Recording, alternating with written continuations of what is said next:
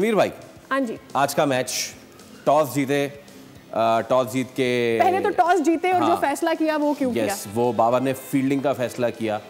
Pitch को देखते हुए उन्होंने कहा कि अगर हम 150 से लेके 160 तक रिस्ट्रिक्ट कर लें तो ठीक रहेगा, लेकिन इसके बावजूद भी 176 तक जाने दिया, इससे ज़्यादा नहीं उन्होंने दिया था। बट स्टिल इतनी बुरी परफॉर्मेंस एक्सपेक्टेड नहीं थी पेशावर से। It was way dispel. मेरे ख्याल से एक और खिलाड़ी भी आउट हो गया शायद।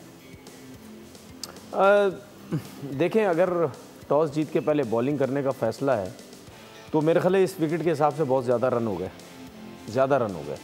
मुझे तो ऐसा लग रहा था शायद 190-200 भी हो जाएंगे, क्योंकि 10 ओवर में तकरीबन 100 रन थे। और बीच में स्पिनर्स ने बचाया, जो बचाया स्पिनर्स ने भी बचाया। साइम अयूब ने बहुत अच्छी बॉलिंग की, लेकिन उसके साथ साथ एक चीज़ और बोलना चाहूँगा, ये जो पिच थी ना आज की, ये मुझे बड़ी अजीबोगरीब पिच नजर आई। बिल्कुल, खास तौर पे जो साइम अयूब आउट हुए हैं। अब आप ये देखिए, यूं अचानक से हसन नवाज के सर पे बॉल लगा, ठीक है, रायले रूसो को लगा, फिर एलन जिस तरह आउट हुआ वो फ्लाई कर गया एकदम से साइम, ठीक है, साइम आउट हुआ, बाबर के सर पे बॉल लगा, वो समझ रहा था ऊपर से जाएगा, नीचे रह गया। उसके बाद कैडमोर को बॉल लगी, सही।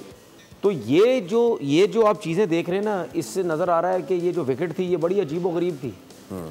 इसको देखते हुए ये तो हम कह सकते हैं कि यार कोयटा की टीम ने बहुत अच्छी बैटिंग की। अब देखें, कोई बड़े रन्स नहीं किए किसी ने, 30, 32, 35, 36, एवरीवन चिप्ड इन, ठीक है, इस तरह थोड़े थोड़े से रन्स करके, ठीक है, उन्होंने आई थिंक 178 इन्होंने रन्स किए। उसके बाद अभी जो फिलहाल पेशावर का जो हाल है, बेहाल है।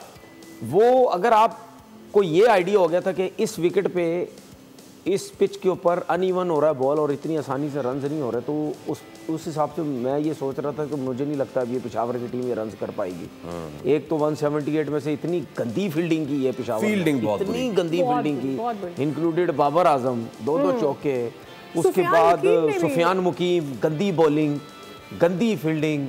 सुफियान मुकीम मुझे नहीं समझ आता क्यों खिला रहे उसको। आप तो इस वजह से खिला रहे हैं ना कि न्यूजीलैंड में बहुत अच्छी बॉलिंग की थी, तो अपनी पिचेस पे क्या हो गया। उसके बाद आपके पास एक वो लेफ्ट आर्म, उसका नाम बार बार भूल जाता हूँ, मेहरान मुमताज़ का नाम मैं बार बार भूल जाता हूँ। मेहरान मुमताज़ आपके पास एक ऑप्शन है। अच्छा, उसके बाद आरिफ याकूब आज नहीं खेले, सिर्फ लेफ्ट हैंडेड की वजह से, हालांकि वो बहुत अच्छी बॉलिंग कर रहा था। मेरे को ये चीज़ समझ नहीं आती, और मैं बिल्कुल समझना भी नहीं चाहता ये चीज़ कि एक अच्छा स्पिनर है उसको लेफ्टी के आगे गेंद नहीं करवानी। बेवकूफ़ी की बात है। मतलब यानी ये कौन सी क्रिकेट में होता है, मुझे नहीं समझ आती।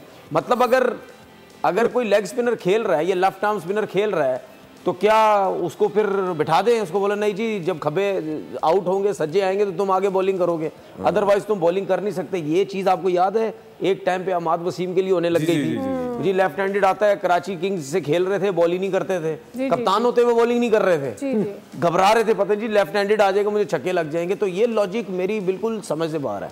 तो जब वो इतना अच्छा परफॉर्म कर रहा है तो आपको उसको बिठाने की जरूरत क्या थी। सब्सक्राइब करें और बेल दबाएं ताकि कोई खबर रह न जाए।